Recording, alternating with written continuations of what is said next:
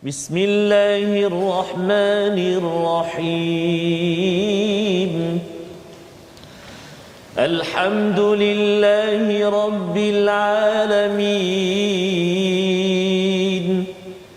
الرحمن الرحيم مالك يوم الدين إياك نعبد وإياك نستعين اهدنا الصراط المستقيم صراط الذين أنعمت عليهم غير المغضوب عليهم ولا الضالين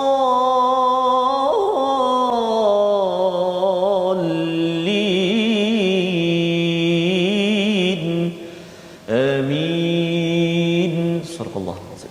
Assalamualaikum warahmatullahi wabarakatuh. Alhamdulillah wassalatu wassalamu ala Rasulillah wa ala alihi wa man wala syada la ilaha illallah syada Muhammadan abduhu wa rasuluhu. Allahumma salli ala sayidina Muhammad wa ala alihi wa sahbihi ajma'in. Amma ba'du. Apa khabar tuan-tuan dan puan yang dirahmati Allah sekalian? Kita bersyukur pada Allah Subhanahu wa taala pada pagi ataupun tengah hari Jumaat ini kita sama-sama dapat bersama Al-Quran, My Quran Time, baca faham amal pada halaman 236 menyambung kepada surah Yusuf, surah ke-12 yang penuh dengan tragedi, penuh dengan kehibaan, penuh dengan kesayuan menemani kepada masa kita berada di rumah ini ataupun pada zaman PKP lockdown yang masih berlaku, yang kita harapkan ia menjadi penawar kepada kita semua. Pada hari ini kita bersama dengan Ustaz Tarmizi Abdul Rahman. Apa khabar Ustaz? Alhamdulillah Ustaz. Salam penghulu sekali hari Ustaz. Masya-Allah. Allahumma salli ala sayidina Muhammad wa ala alihi wasahbihi. Sihat saya? Sihat alhamdulillah. Ya, kita bersyukur Ustaz ya. Kita ditemankan surah Yusuf kali ini. Saya sebenarnya sempat semalam semak balik surah Yusuf tahun lepas yang sudah pun kita bincang. Betul Ustaz. Ya, tetapi surah Yusuf tahun lepas kita bincang dalam masa 4 hari habis. Betul Ustaz. 12 muka surat ya, dan kali ini berbeza dengan tuan-tuan yang berada di rumah, adik-adik yang ada, jom kita baca surah Yusuf ini. Surah ini sebenarnya adalah cerita adik-adik sekalian. Ya. Dan bagi abang-abang ya, bagi ibu ayah bila sudah pun menjejak umur 20, 30, 40 tahun, ini adalah kisah tuan-tuan. Dan bila katakan kita berumur 50, 60 tahun, ini kisah kita juga ya, di mana Allah melambung Nabi Yusuf ya dalam ombak badai kehidupan ini adalah untuk membawa kepada satu perkara yang indah ya di dunia ini, apatah lagi bila sampai ke akhirat nanti. Kita saksikan apakah ringkasan bagi halaman 236, iaitu pada ayat yang ke-5 hingga ayat yang ke-6, mimpi Nabi Yusuf ya, dan tafsiran Nabi Yaqub ayahnya terhadap mimpi si anak yang berujar ya, yang bercakap dengan si ayah. Ini yang kita lihat pada 2 ayat, dan kemudian pada ayat 7 hingga 10 kita akan melihat bagaimana rancangan membuang Nabi Yusuf ke dalam telaga. Itu kita akan lihat sehingga ayat yang ke-10, dan kemudian pada ayat yang ke-11 hingga 14 bagaimana saudara-saudara Nabi Yusuf bersekongkol dan melakukan penipuan kepada ayah mereka ya. Jadi mari sama-sama kita baca dahulu daripada ayat 5 hingga 9. Jangan lupa kita baca doa Ustaz ya. Subhanakala ilma lana illa ma 'allamtana innaka antal alimul hakim. Rabbi zidni ilma. Moga-moga Allah mudahkan kita, menambah ilmu kita, makin dekat kita dengan Allah pada waktu ini insya-Allah. Silakan Ustaz. Terima kasih kepada Ustaz Fazrul. Bismillahirrahmanirrahim. Assalamualaikum warahmatullahi wabarakatuh. Alhamdulillah, alhamdulillah, wassalatu wassalamu ala Rasulillah wa ala alihi wa sahbihi wa man walah wa ba'd. Terima kasih kepada tuan-tuan dan puan-puan, sahabat-sahabat Al-Quran yang dikasihi Allah Subhanahu taala sekalian. Puan Fazilah Ismail doakan saya dan keluarga pulih dari COVID-19 Ustaz. Semoga dengan barakah Ustaz-Ustaz dan sekalian para penonton semuanya di hari Jumaat ini kami pulih sepenuhnya. Amin ya rabbal alamin. Ya mujibas sailin. Amin ya rabb. Jadi insya-Allah Ustaz ya, kita mulakan surah yang saya kira kita pernah bertanya Ustaz, ataupun saya tak ingat, mungkin Ustaz pernah bertanya dalam ruangan Facebook kita, apakah surah pilihan tuan-tuan dan puan-puan sahabat semua, dan ramai sekali yang antaranya menjawab surah Yusuf. Wah, subhanallah. Maka hari ini kita sampai halaman yang kedua surah Yusuf, iaitu di halaman 236. Kita nak baca permulaan ini Ustaz. Ayat yang ke-5 sehingga ayat yang ke 9. 9. Dan hari ini juga dalam halaman ini juga ada istimewa satu kalimah, Ada permata. ada permata Ustaz. Bahagian kedua Kita nanti. akan kongsikan bahagian kedua nantikan. Kita baca dulu ayat 5 hingga 9 dengan bacaan murattal Hijaz insya-Allah. A'udzu billahi minasyaitonir rajim. قال يا بني لا تقصص رؤياك على إخوتك فيكيدوا لك كيدا إن الشيطان للإنسان عدو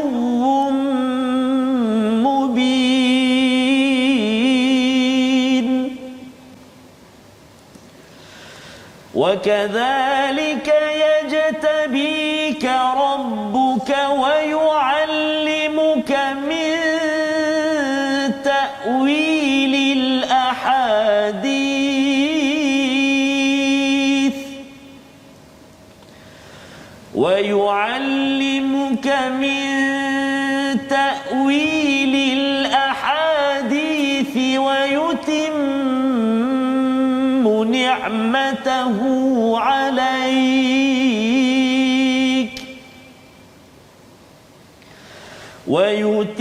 ويتم نعمته عليك وعلى آل يعقوب كما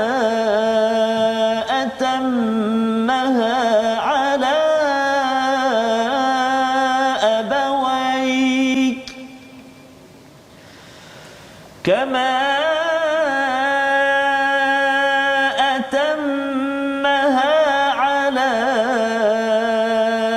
أبويك من قبل إبراهيم وإسحاق إن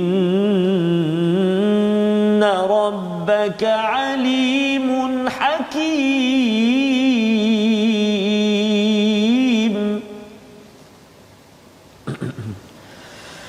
لقد كان في يوسف وإخوته آيات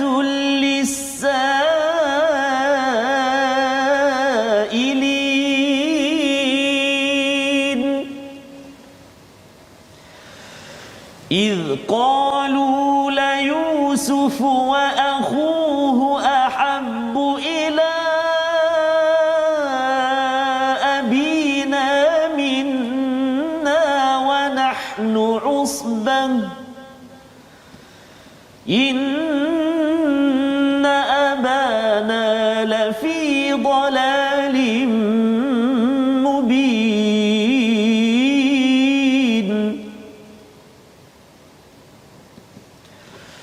اقتلوا يوسف أو اطرحوه أرضا يخل لكم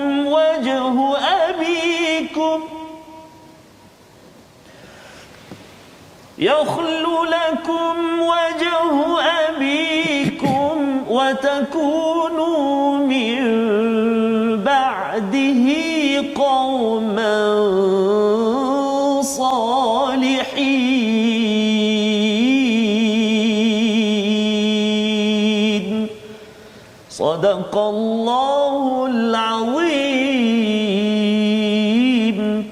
Surah Al-Azim, gitulah bacaan daripada ayat yang ke-5 hingga 9 Ustaz ya. Kita memulakan semalam, kita sudah pun memulakan surah Yusuf, surah Makkiyah, surah yang memberi pujukan kepada Nabi Muhammad sallallahu alaihi wasallam apabila berada di Mekah, di hujung-hujung dakwah Nabi itu, kerana beliau kepergian isteri dan juga bapa saudara yang disayangi, dalam masa yang sama menghadapi pelbagai cabaran. Allah memujuk Nabi Muhammad sallallahu alaihi wasallam dengan cabaran yang ada, Allah memujuk kita.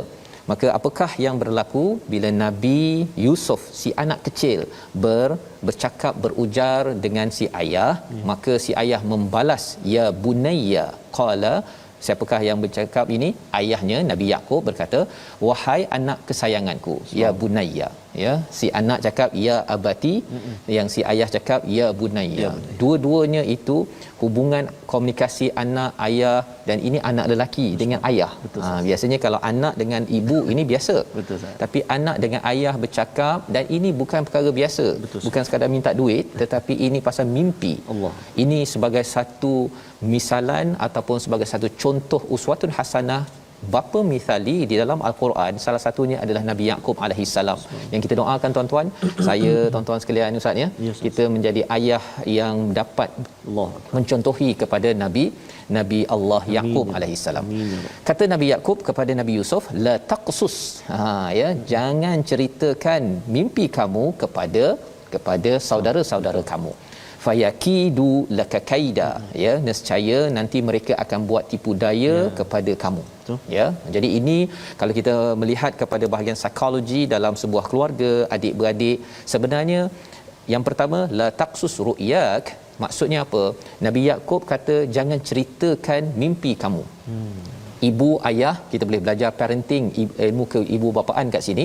Maksudnya bukan semua perkara berlaku pada setiap anak perlu diceritakan pada semua anak. Jangan ceritakan semua. Pasal apa?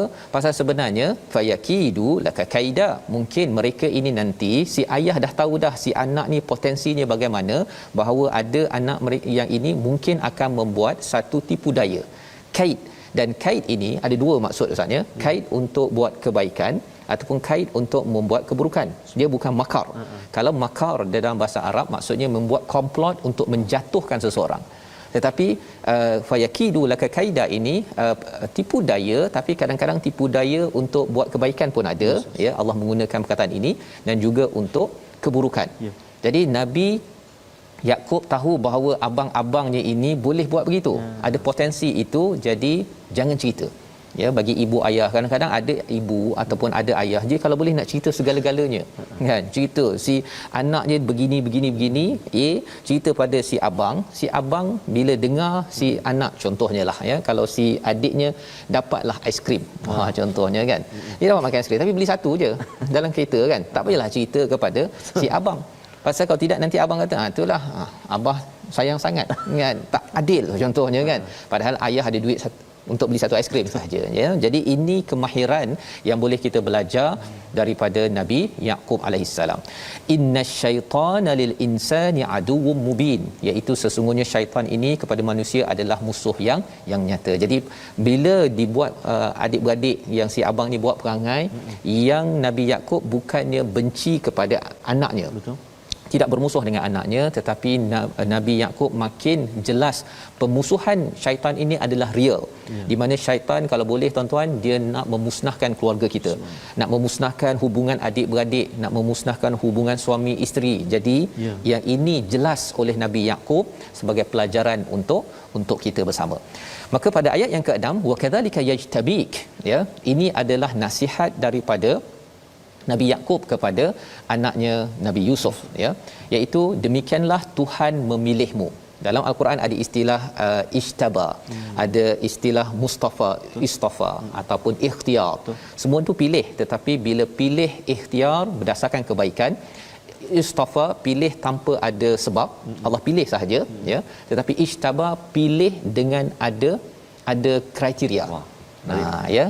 Jadi di sini apa kriteria yang menyebabkan Tuhan yajtabika rabbuka wa yuallimuka min ta'wilil ahadits? Apa yang menyebabkan Allah pilih Nabi Yusuf? Ya, macam mana Nabi Yaqub boleh cakap kamu ni dipilih oleh Allah pasal kamu ada kriteria? Rupanya Nabi Yaqub sudah nampak dah kriteria yang ada pada Nabi Yusuf berdasarkan perkataan pada ayat nombor 4 yang kita tengok semalam Ustaz. Ya, bila Nabi Yusuf boleh cakap ya abati, ini maksudnya apa Ustaz? Sopan. Ini akhlak kecil-kecil dah bersopan. Ada yang anak kecil dia tak bersopan. Apa begitu je kan. Ini ya abati. Subhanallah. Ya, dia dah nampak dah ini potensi anak ini akan jadi amat bersopan bila dewasa nanti. Satu. Yang keduanya ialah bila disusun perkataan inni raaitu ahada asyara kaukaban yang kita lihat semalam, tersusun mula-mula bintang, betul, kemudian matahari, kemudian bulan. Susunan itu bagi Nabi Yaqub alaihi salam adalah satu perkara yang amat tersusun. Ini potensi yang amat penting. Betul. Jadi Allah menyatakan ataupun Nabi Yaqub menyatakan wa yuallimuka min ta'wilil ahadis, ya, dan dia mengajarkan takwil ahadis. Menarik perkataan takwil ini Ustaz, ya. Ada perkataan takwil, ada perkataan istaftian, ya, istaft, dan juga ada perkataan takbir. Takbir memang untuk mimpi. Betul Ustaz. Kalau istafti itu adalah untuk menguruskan benda yang kompleks. Kalau katakan takwil, untuk menguruskan sesuatu yang mengelirukan, yang keliru. Al-ahadis ini satu mimpi tetapi juga segala perkataan yang ada. Maksudnya nanti Nabi Yusuf akan berjumpa dengan wanita yang menggoda, dengan orang yang masuk penjara. Semuanya bila tengok sahaja, Nabi Yusuf dapat menyusun dan menyelesaikan kekeliruan. Jadi ini potensi yang dilihat oleh si ayah. Wa yutimmu ni'matahu alaik, ya, dan Allah akan sempurnakan nikmatnya kepada kamu dan juga kepada keluarga Yaqub. Nabi Yaqub nak beritahu kamu nanti akan membanggakan keluarga kita. Subhanallah, ini cara ayah bercakap kepada anaknya. Kama atammaha, sebagaimana telah diberikan kepada Ibrahim wa Ishaq, kepada nenek moyang kamu dahulu. Allah sempurnakan. Inna rabbaka alimun hakim. Allah ini amat mengetahui, Allah ini amat bijaksana. Allah tahu sebenarnya daripada ilmu Allah berikan pada kamu ilmu takwil hadis, ya, dan Allah ini maha bijaksana kerana ada sesuatu yang Allah tengah susun untuk kamu. Ini cara nasihat yang penuh syarat Ustaz, ya. Cara bagaimana Nabi Yaqub menaikkan esteem anak yang bergetar-getar ni, kan. Dia cakap semalam tu raaitu, ya, kemudian apa lagi, raaituhum, dua kali. Maksudnya anak ini dia terkejut dengan isi mimpi tersebut, tetapi anak ini sudah ada potensi yang Nabi Yaqub nampak. Dan selepas itu Allah memberi komentar, laqad kana fi Yusuf wa ikhwatihi ayatul lisailin. Ini adalah kisah Yusuf, ya, pada Nabi Yusuf dan juga saudaranya. Bukan sekadar Nabi Yusuf, ya Ustaz. Saudaranya ada pelajaran. Ya, subhanallah. Kita boleh belajar banyak ilmu psikologi, sosiologi, parenting, macam-macam ilmu. Ayatul lisailin, ini adalah kebesaran Allah SWT kepada orang yang muttaqin ke, mukminin ke, sailin, orang yang menyoal, Ustaz. Betul. Ya. Yang pertama yang menyoal adalah orang-orang Yahudi, yang bertanya pada Nabi tentang Nabi Yusuf, pasal Nabi Muhammad tak tahu sangat pasal Nabi Yusuf. Tapi lebih daripada itu ialah kalau kita bersoal jawab, ya, soalan ataupun soalan ada kaitan dengan masalah problem based learning. Sebenarnya dalam sistem pendidikan, dia menyebabkan seseorang itu akan dapat tangkap pelajaran yang amat hebat, dan ia ada kaitan dengan berfikir aras tinggi sebagaimana kita bincang semalam. Betul. Bila ada bahasa Arab, Quran, dia akan menyebabkan akal kita itu akan diproses lebih tinggi. Ini yang berlaku dalam kisah Nabi Yusuf alaihi salam. Kita nak baca ayat nombor 8. Yes, apakah yang berlaku pada babak seterusnya? Silakan Ustaz. Kamera di Ustaz Tarmizi sekarang. Okay. Allahu akbar. Menarik, ya, surah Yusuf ini. Jangan lepaskan peluang, tuan-tuan, share. Jemput share, ajak kawan-kawan kita belajar dan juga memerhatikan surah Yusuf ni. Betul. Kisah satu keluarga yang subhanallah, Ustaz sebut tadi, ya, ada parentingnya, macam-macam ada dekat dalam ni. Jadi mari kita baca ayat yang ke-8, Ustaz. Ayat yang ke-8 kita cuba baca dengan mujawad Hijaz, insya-Allah. A'udzubillahi minasyaitonirrajim. إذ قالوا ليوسف وأخوه أحب إلى أبينا منا ونحن عصبة إن أبانا لفي ضلال مبين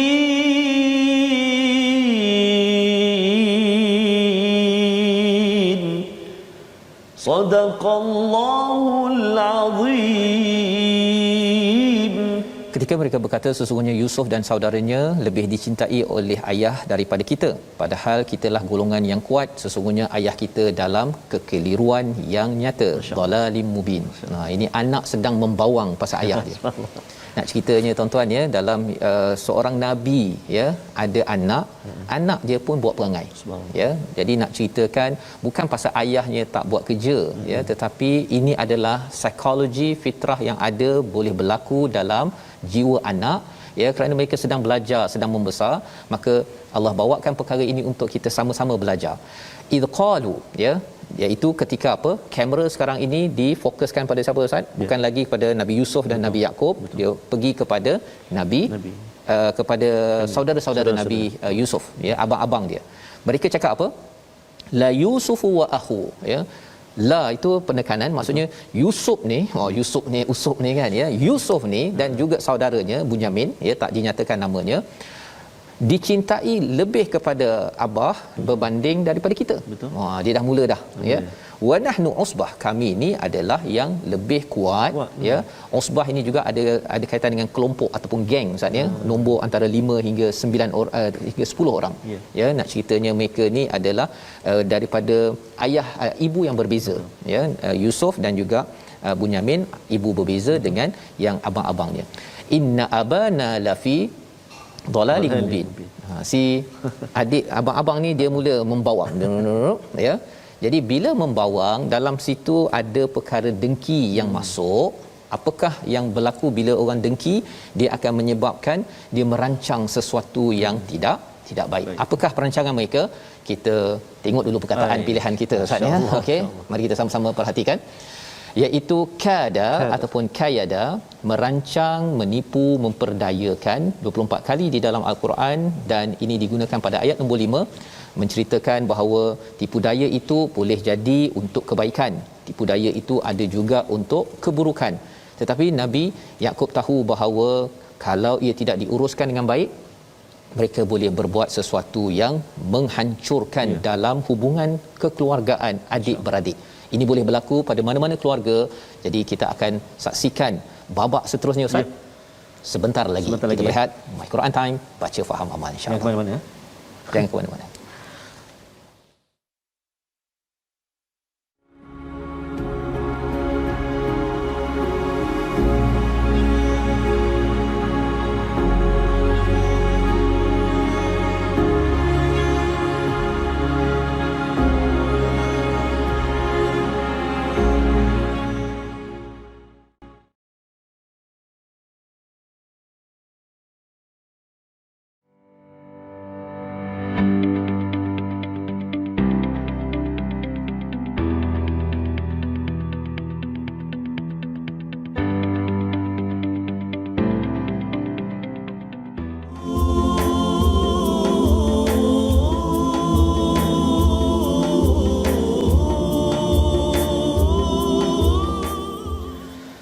Sebelas bintang matahari dan rembulan bersujud padanya.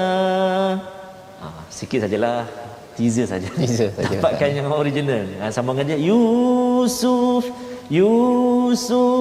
alaihi salam. Jadi tuan-tuan dan puan-puan sahabat Al-Quran, saya kira tanya anak-anak mesti dia ingat lagu ni. Masya-Allah. Lagu Nabi Allah Yusuf alaihi salam. Saya tak sempat nak baca banyak tadi ataupun nak lihat banyak. Sikit itulah berkongsi. Sedikitlah untuk kisah Nabi Yusuf pada hari ini. Banyak lagi halaman-halaman yang lain kita sambung lagi nanti. Untuk lagu tu Ustaz insya-Allah. Nasyid Nabi Allah Yusuf alaihi salam.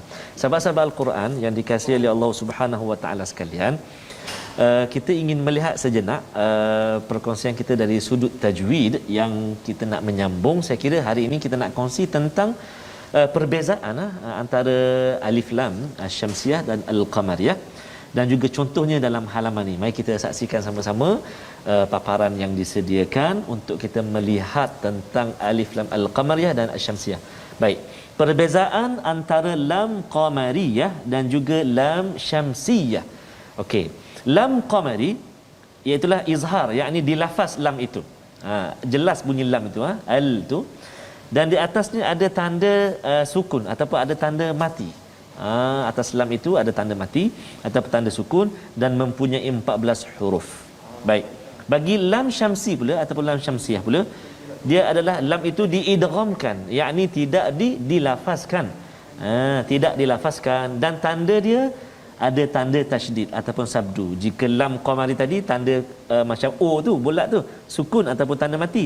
Tapi lam syamsi ada tanda sabdu, ataupun tasydid kan. Dan juga mempunyai 14 huruf. Ada juga 14 huruf. Jadi mari kita lihat contoh.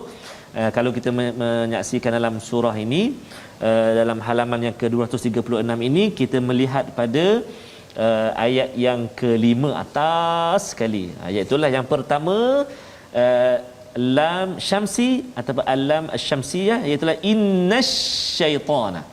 Innasyaitana, di atas huruf shin ada sabdu. Jadi lam itu dia tak bunyi, jadi idgham. Innasyaitana. Baik. Adapun lam qamari, kita perhatikan itu di atas huruf lam ada tanda sukun lil insan.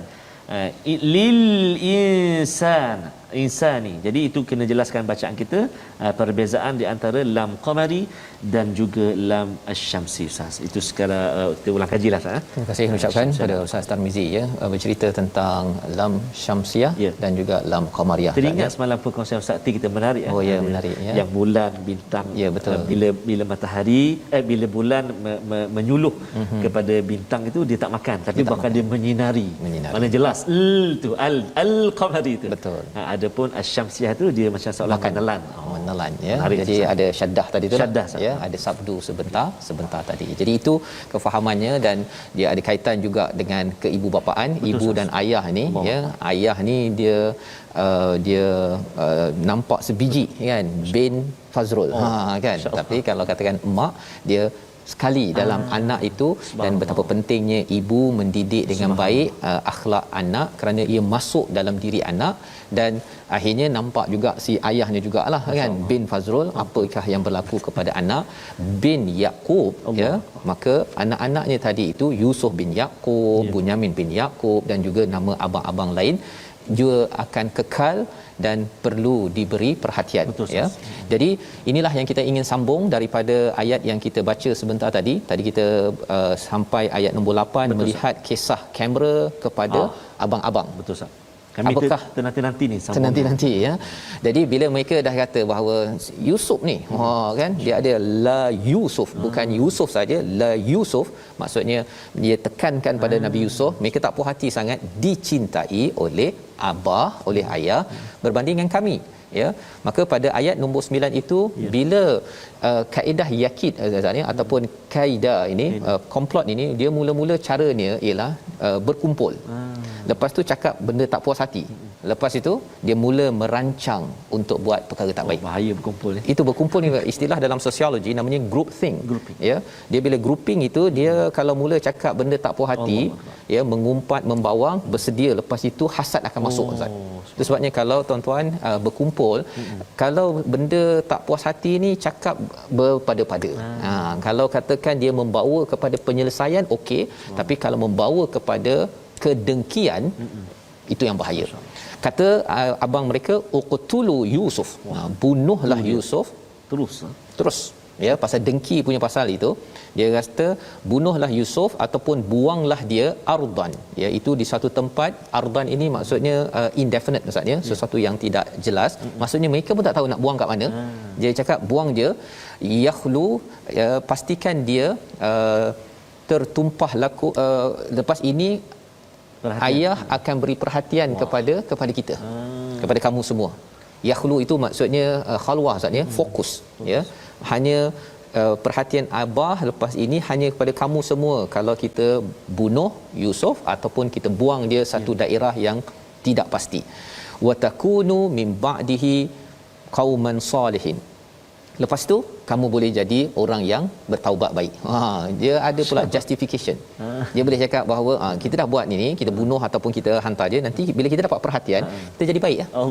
Kan? Sekarang ni kita tak jadi baik. Mengapa kita tak jadi baik ni? Pasal kita tak dapat perhatian daripada ayah. Ayah cinta sangat, sayang sangat pada Nabi Yusuf.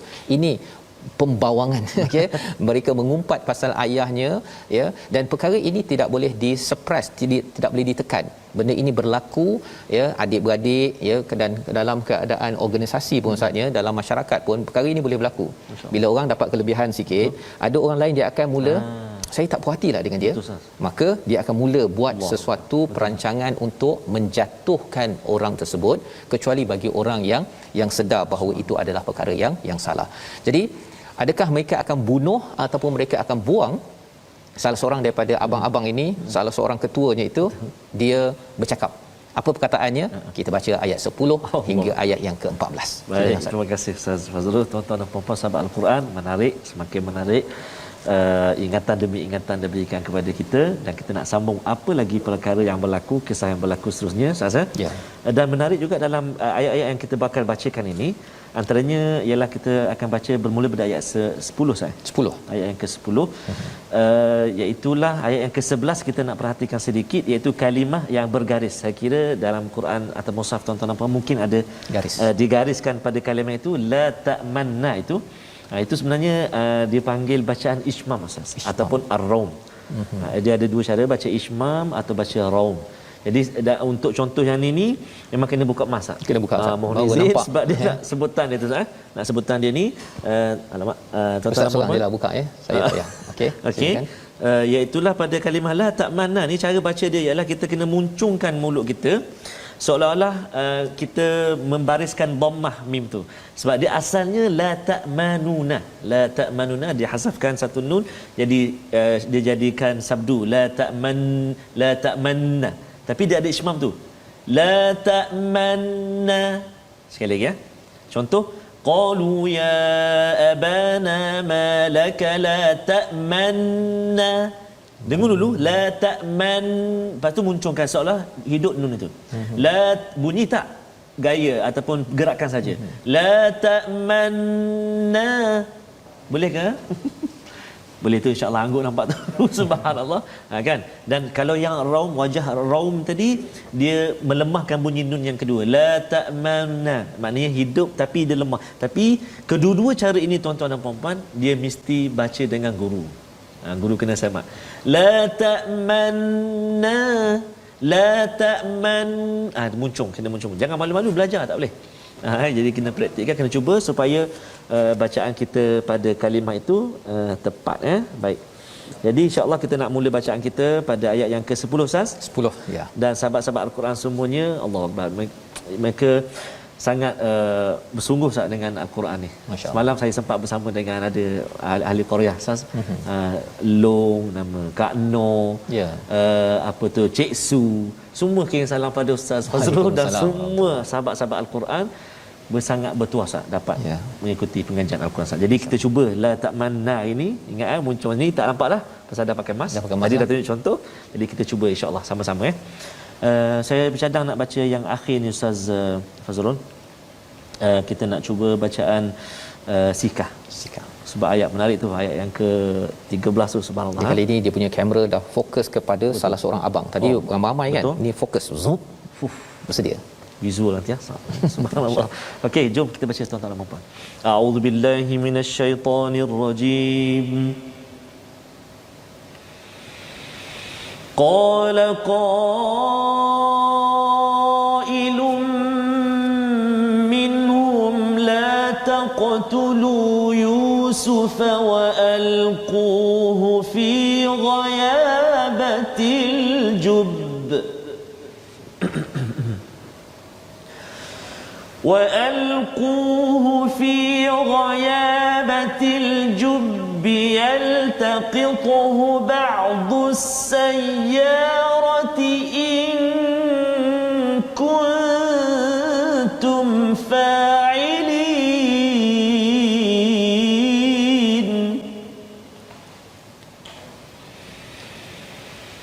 قالوا يا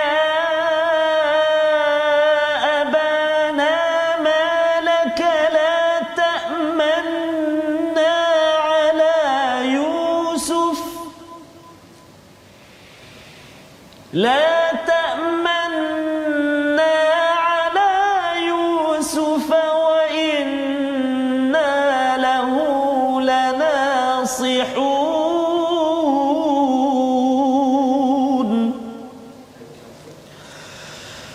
أرسله معنا غدا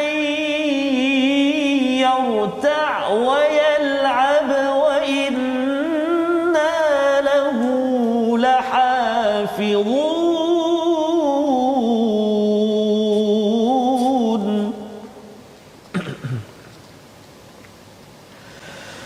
قال إني ليحزنني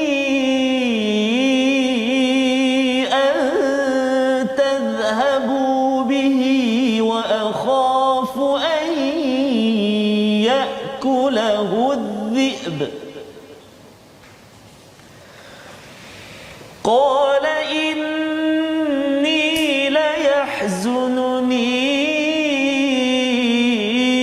أن تذهبوا به وأخاف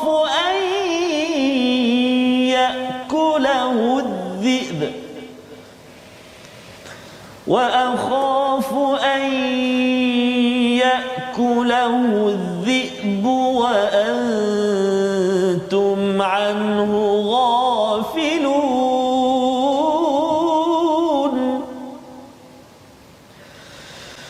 قالوا لئن أكله الذئب ونحن عصبة إنا إذا لخاسرون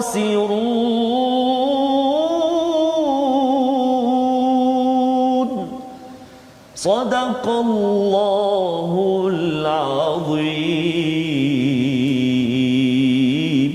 Surah Al-Azim, gitulah bacaan ayat yang ke-10 hingga 14 syarat dengan pelbagai maklumat Ustaz ya. Pada ayat 10 itu salah seorang daripada abang mereka menyatakan la taqtulu Yusuf, janganlah kamu semua membunuh Yusuf, tetapi lemparkannya ke dalam ghayabatil jubb, iaitu lemparkan ke dalam kegelapan telaga. Ya. Tapi al-jub digunakan di sini bukannya bi'ru. Kalau bi'ru itu telaga juga, tapi yang telah dibina dengan batu-bata tu sahaja. Maksudnya di tempat yang ada tamadun ya, tetapi kalau bi'ru ini ataupun jub ini adalah telaga yang sekadar buat lubang sahaja di tempat yang mungkin pedalaman yang jauh, dan ini biasanya kita gelarkan perigi buta. Yang dah lama tinggal tak digunakan. Yaltaqithu, pasti dia akan dipungut oleh sayyarah, oleh musafir jika kamu buat ini tanpa kamu fa'ilin, bukannya amilin. Fa'ilin maksudnya kamu buat ni tak payah kisah dah. Betul. Pasal orang yang berbuat jenayah dia kena buat itu tanpa ada perasaan Ustaz. Tanpa dia fikir pahala, tanpa dia fikir tentang tujuannya. Kalau dia fikir nanti dia akan kesianlah ini adik aku ni. Ya. Jadi ini adalah respon daripada si abang.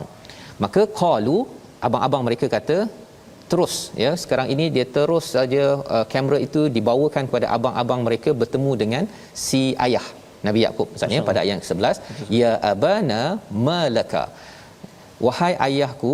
Yang ini dia tak guna ya abati. Betul. Ya, dia guna ya abana. Nak ceritanya mereka ni kasar sikit orangnya ya, dan dia cakap apa, malaka, apa pasal engkau ni, dia cakap perkataan begitu, karakter berbeza ya.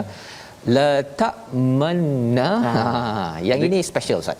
Pasal sebenarnya bila Ustaz cakap pasal ada ishmam tadi tu ya, ishmam ke ar-raum, ishmam ya, maka sebenarnya bergabung dua maksud kat sini. Sebenarnya la ta'manna ini maksudnya ialah kamu tak payahlah percaya kami. Dia reverse psychology. Dia cakap pada ayat ni, kau tak payahlah percaya kami, satu. Tapi la ta'manuna ya, kalau la ta'manuna ialah abah ni memang tak percaya kami. Satu statement. Tadi reverse psychology. Betul. Dua-dua tu bergabung jadi bacaan tadi Ustaz. Allah. Dia ada la ta'manuna, nuna ni mulut saya pun tak nampak asalnya, tetapi bila digabungkan la ta'manna jadilah la ta'maun yang Ustaz cakap tadi. Dia muncung je, gerak mulut je, bunyi tak ada. Tak ada bunyi tak ada. La ta'manna gabung ya. Ustaz. Gabung. Subhanallah. Jadi nak ceritanya mereka ni tak puas hati dengan ayahnya. Kamu ni tak percaya kami lah, tak payahlah percaya kami. Sebenarnya nak suruh abah percayalah saya kan, okey. Dan itu wa inna lahu la nasihun, sesungguhnya kami akan uruskannya. Dia dah mula cakap baik-baik ya. Dia cakap kami akan jaga kan. Hantarlah ya, biarlah dia bersama dengan kami besok pada ayat 12, ghadan besok. biarlah dia yarta, iaitu dia happy ya, dan bermain. Wa inna lahu lahafizun, dan kami akan jaga dia. Sekali lagi Ya, awal-awal macam tak puas hati, tapi lepas tu dah lanasihun lahafizun. Maka Nabi Yaqub bercakap pada ayat yang ke-13, qala inni layahzununi, ya, sebenarnya aku benar-benar sedih, masya-Allah, dan juga kalau dia pergi bersamanya, dan juga aku bimbang kalau dia dimakan oleh serigala. Pertama sedih, yang kedua takut. Sedih ni tuan-tuan sekalian adalah benda yang telah berlaku. Betul. Dan takut, bimbang kalau benda yang akan berlaku. Betul. Ya. Sedih apa ni sebenarnya? Betul. Sebenarnya benda belum berlaku lagi, mereka tak bawa lagi Nabi Yusuf, tetapi Nabi Yaqub dah cakap sedih disebabkan apa? Bila dia dengar sahaja si anak ini, abang-abang ni cakap bahawa malakala ta'manna, ya, dan kemudian dia cakap tak apa, kami akan jaga, kami akan bawa dia pergi bermain. Komplot sudah berlaku. Subhanallah. Ayah boleh baca begitu sekali. Ya. Macam mana dia, anak-anak ni menyatakan kami tak puas hati, yang penting bawalah, biarlah dia bermain dengan kami. Kami boleh jaga dia. Bercampur-campur mesej itu, si ayah dah tahu dah komplot sedang berlaku. Tetapi bila dah berlaku begini, adakah ayah akan menghalang? Kata Nabi Yusuf, wa akhafu an yakulahu adh-dhi'bu, aku bimbang nanti dimakan oleh seekor serigala. Ada alif lam ni saja. Alif lam qamariyah ke syamsiah? Syamsiah. Az-dhi'b. Qamar. Syamsiah. Okey, kena baca. Jadi az-dhi'bu tu, alif lam itu menunjukkan Nabi Yaqub dah tahu dah ada serigala tertentu yang akan makan. Masya-Allah. Dah tahu. Macam mana dia boleh tahu? Sebenarnya Nabi Yaqub dia sedang bercakap dengan anak yang sudah membuat komplot. Orang ada komplot ni Ustaz, kalau kita beritahu kamu nanti akan jadi serigala yang akan memakan, membunuh adik kamu, lebih kurang begitu. Orang yang buat komplot kata, saya bukan serigala, saya bukannya akan bunuh, tak ada. Jadi bila berdepan dengan orang yang ada masalah cara berfikir, dia tak boleh direct macam tu, dia akan lawan balik. Betul. Jadi ini banyak sangat perkara ini, dan mereka membalas qalu la in akalahu zibu, kalau dimakan sungguh jika dia diterkam oleh serigala, padahal kami adalah usbah, kami ni kuat, sesungguhnya kalau demikian kamilah orang yang rugi. Jadi dia masih lagi nak cakap kami boleh, kami kuat, ya. Jadi Nabi Yaqub dah sedih dah ni. Allahuakbar. Perancangan sudah berlaku, kan? Dan dia takut, dia nyatakan kebimbangan. Apakah respon daripada adik-beradik, abang-abang ini? Adakah mereka akan bawa untuk bermain atau tidak? Jadi bawa kita esok kita akan sambung saja. Bukan hari ini. Okay? Membawa pada resolusi kita halaman 236, sama-sama kita saksikan. Iaitu yang pertama, urus emosi anak-anak yang pelbagai ragam dan kekadang hasad sesama sendiri, ya, bukan sekadar dalam satu keluarga tetapi juga dalam organisasi pun sama ada perkara berlaku. Elakkan berkata sesuatu kesan daripada hasad, ya. Maksudnya jangan sampai kita bercakap sesuatu yang diasaskan kepada hasad, tidak puas hati, sebagaimana abang-abang Nabi Yusuf. Sentiasa berjaga dari hasad dalam sesuatu keluarga, sebagaimana ayat yang ke-11, iaitu apabila si abang menyatakan pada si ayah untuk memberitahu bahawa mereka sedang merancang sesuatu dan menyatakan tidak puas hati. Itulah antara asas hasad yang perlu dielakkan. Kita doa sama-sama Ustaz. Baik, terima kasih Ustaz. A'udzubillahi minasyaitonirrajim. Bismillahirrahmanirrahim. Alhamdulillahi rabbil alamin, wassalatu wassalamu ala rasulillahil amin, sayyidina Muhammadin wa ala alihi wa sahbihi ajma'in. Allahumma salli ala sayyidina Muhammadin wa ala ali sayyidina Muhammad. Allahumma ighfir lana dhunubana wa liwalidina warhamhum kama rabbawna shighara. Ampun dosa kami ya Allah, ampun dosa mak ayah kami ya Allah. Di penghulu segala hari ini ya Allah, dikurniakan barakah, rahmat, keampunan daripadamu ya Allah. Diampunkan juga muslimin dan muslimat ya arhamar rahimin. Allahumma inna na'udzubika minal barasi wal junun wal judhami wa min sayyi'il asqam. Ya Allah, ya Tuhan kami, jadikan kami anak-anak yang saleh dan salihah, mentaati perintah-Mu ya Allah, berusaha sedaya upaya kami untuk kami khidmat buat ibu dan ayah kami. Dan juga ya Allah, saat ini kami mohon kepadamu, jadikan anak-anak kami nanti anak-anak yang saleh dan salihah ya arhamar rahimin. Wa sallallahu ala sayyidina Muhammadin wa ala alihi wa sahbihi wa baraka wa sallam. Walhamdulillahi rabbil alamin. Taqabbalallahu minkum. Amin ya rabbal alamin. Moga-moga Allah terima doa kita Ustaz ya, agar keluarga kita, organisasi kita terjauh daripada hasad ini. Betul, kerana ia memang boleh berlaku pada bila-bila masa, tetapi diuruskanlah dengan cara yang baik. Ketua kena ada. Nabi Yaqub uruskan anaknya dengan baik. Betul, ya. Kalau tidak memang rosak sesebuah keluarga. Inilah yang kita ingin bina, gerakkan dalam tabung gerakan Al-Quran. Tuan-tuan boleh menyumbang agar masyarakat tidak dipenuhi membawang dan hasad di antara satu sama lain. Kita akan bertemu ulangan pada malam ini dan insya-Allah esok pagi Ustaz. Jangan lupa untuk vaksin untuk didapatkan, dan insya-Allah moga-moga tuan-tuan dimudahkan dan kita bertawakal kepada Allah SWT. Negara kita, dunia ini akan dipelihara keselamatannya, dan kita bertemu lagi menyambung besok pagi. Abang-abang Nabi Yusuf nak bawa berjalan ke tidak berjalan. Betul. My Quran Time, baca faham amal insya-Allah.